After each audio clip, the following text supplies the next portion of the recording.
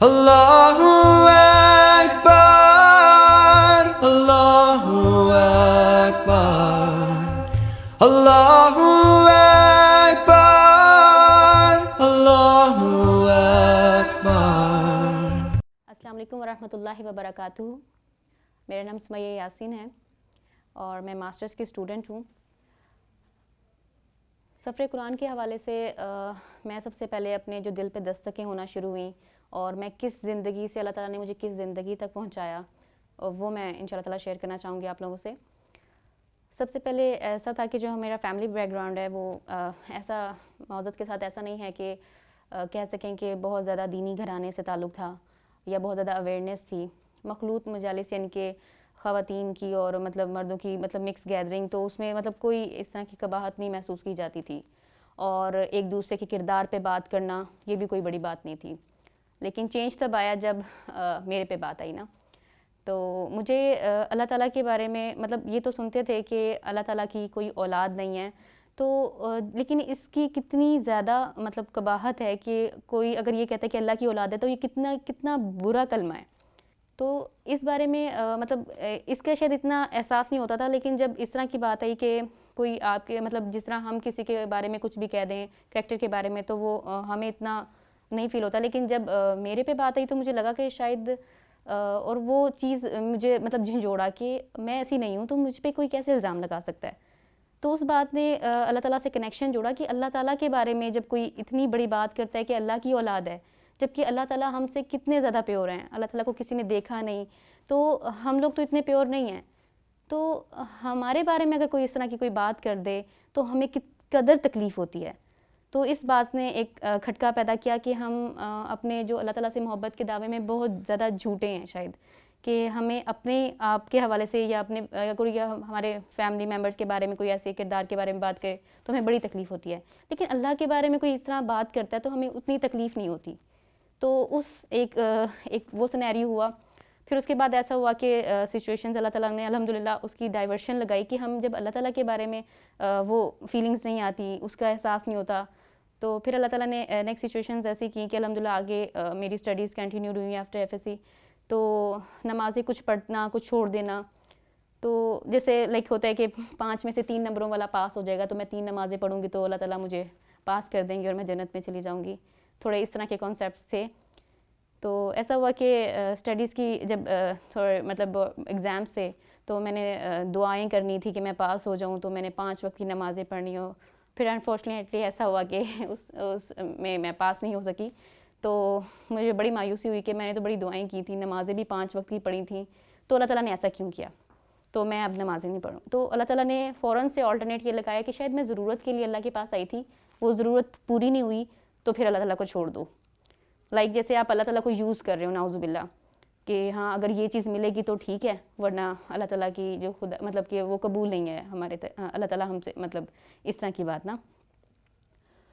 तो इस चीज़ ने भी अल्हम्दुलिल्लाह अल्लाह ताला ने पॉजिटिव वे में लेकर कि हम अल्लाह ताला के पास सिर्फ इसलिए आते हैं कि हमारी कोई ज़रूरत पूरी हो जाए, पूरी होगी तो ठीक है वरना नहीं।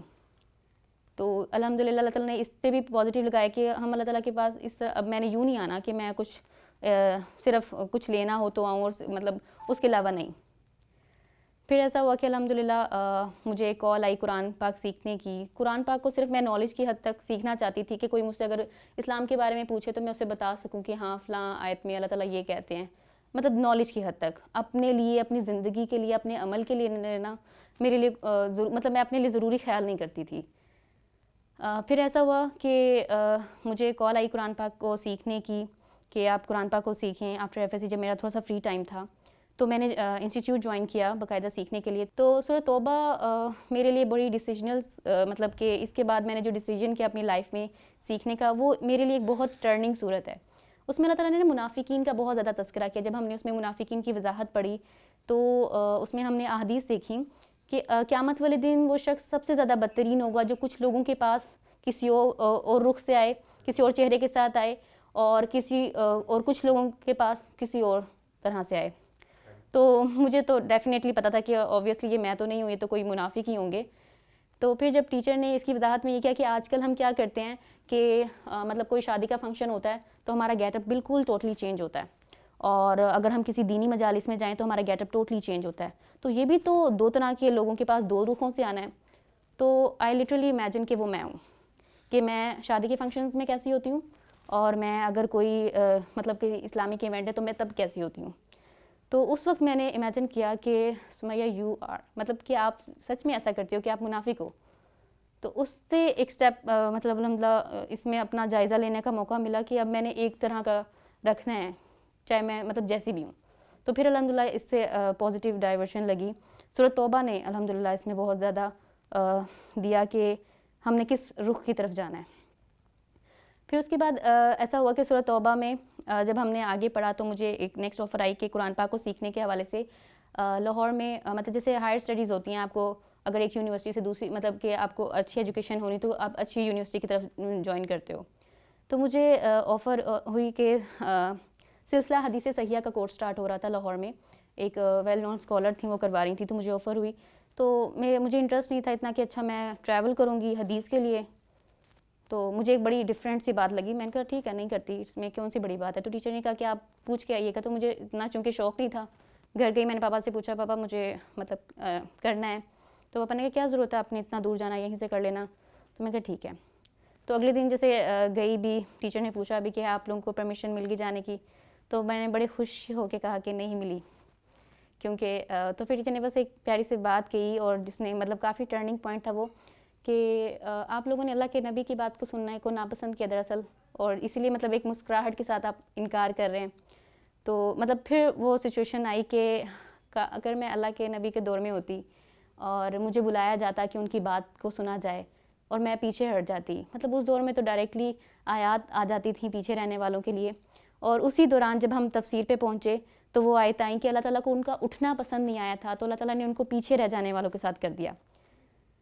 तो मुझे लगा कि अल्लाह ताला मुझे कह रहे हैं कि तुम किस अंदाज़ में उठी थी, कि मतलब शायद इग्नोरेंस थी अल्लाह के नबी के बारे में कि आप उनकी तालीमात को सीखना नहीं चाहती, तो अल्लाह ताला ने तुम्हें पीछे रह जाने वालों के साथ कर दिया। तो फिर मैंने अल्लाह ताला से तौबा भी की। फिर मैं पापा के पास गई, सिलसिला मतलब हदीस की बुक खोली और मैंने पापा के सामने एक हदीस रखी कि रसूल ने फरमाया कि क़यामत के दिन उन वालदैन को ऐसा ताज पहनाया जाएगा जिसकी रोशनी सूरज की रोशनी से ज़्यादा होगी। उनको इतना इकराम का लिबास पहनाया जाएगा कि जिनके बच्चों ने कुरान पाक पढ़ा होगा। तो मैंने पापा के सामने रखी। तो मैं कहा पापा जी आप चाहते हो कि आपको ऐसा लिबास पहनाया जाए या ऐसा ताज पहनाया जाए? तो पापा ने कहा हाँ मैं चाहता हूँ। कौन नहीं चाहेगा कि उसको इतनी इज़्ज़त मिले अल्लाह ताला से, वो भी। तो मैं कहा पापा जी मेरी जो सिस्टर थी उन दौरान लाहौर आई हुई थी केमिकल इंजीनियरिंग करने। तो राउंड अबाउट मतलब बहुत ज़्यादा एक्सपेंस होता है, आप सब जानते होंगे कि इंजीनियरिंग की एजुकेशन में 2 लाख तो इजीली एक सेमेस्टर का इजीली लग जाता है, उसके ऊपर जो एक्सपेंसेस होते हैं। तो मैंने कहा इतनी दूर जाने की क्या ज़रूरत है अपने स्टडी के लिए। तो कुरान के लिए ट्रैवल करना, हदीस के लिए ट्रैवल करना हमारी सोसाइटी में बहुत ज़्यादा एक कहते हैं ना कि एक बड़ी अजीब सी चीज़ है कि अगर कोई स्टडीज़ के लिए ट्रैवल कर रहा है तो मुबारकबाद भी मिलती है कि बहुत बहुत मुबारक हो। तो जब मैंने ये स्टैंड लिया कि मैंने वहाँ जाके सीखना है, तो पापा ने खैर पापा को जब ये हदीस सुनाई तो पापा मान भी गए। फिर अल्हम्दुलिल्लाह ये सूरत तौबा की वजह से बहुत ज़्यादा डिसीजन करने का मौका मिला कि मैं बाकायदा आके सीखूं। तो अल्हम्दुलिल्लाह उससे फिर मैंने ट्रैवल किया, बाकायदा इंस्टीट्यूट ज्वाइन किया सीखने के लिए। आज अल्हम्दुलिल्लाह कुरान पाक कंप्लीट भी हुआ। तो ऐसा नहीं है कि बाकी स्टडीज़ बिल्कुल छूट गई अल्हम्दुलिल्लाह। उसके बाद FSC के बाद मैंने ज्वाइन किया, कुरान को कंप्लीट किया। उसके बाद अल्हम्दुलिल्लाह मैंने अपना बैचलर्स कंप्लीट किया BZU से, और अब अल्हम्दुलिल्लाह PU से मास्टर भी हो रहा है।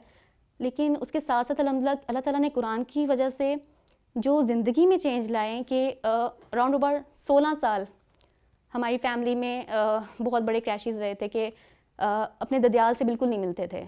यानी कि आप सोचें कि हमारे आधे रिश्ते जो थे वो बिल्कुल कटे हुए थे। और जब हमने सिला रहमी पढ़ी कुरान पाक में तो अल्हम्दुलिल्लाह वो रिश्ते जुड़ना शुरू हुए।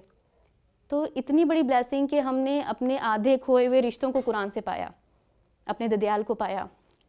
और अब अगर महसूस करें कि वो लोग जो लोग कुरान नहीं पढ़ते, और अल्हम्दुलिल्लाह मेरी जो बाकी फ़ेलोज़ हैं वो भी मास्टर्स तक ही पहुँचे होंगे, तो मैं भी अल्हम्दुलिल्लाह लेकिन कुरान पढ़ने से जो ज़िंदगी में चेंज आया कि अल्लाह ताला ने वो इज़्ज़त और वो मुकाम दिया कि जो लोग शायद इसको बड़ा शायद उस मौके पे जब किसी को लग रहा था कि मैंने एक स्टॉप लगाया स्टडी में, तो वो चीज़ उनके लिए बहुत ज़्यादा कि अब उनको कोई भी प्रॉब्लम होती है तो वो पूछते हैं कि अल्लाह ताला कुरान पाक में क्या कहते हैं, तो उनके लिए एक अपीलिंग है अल्हम्दुलिल्लाह।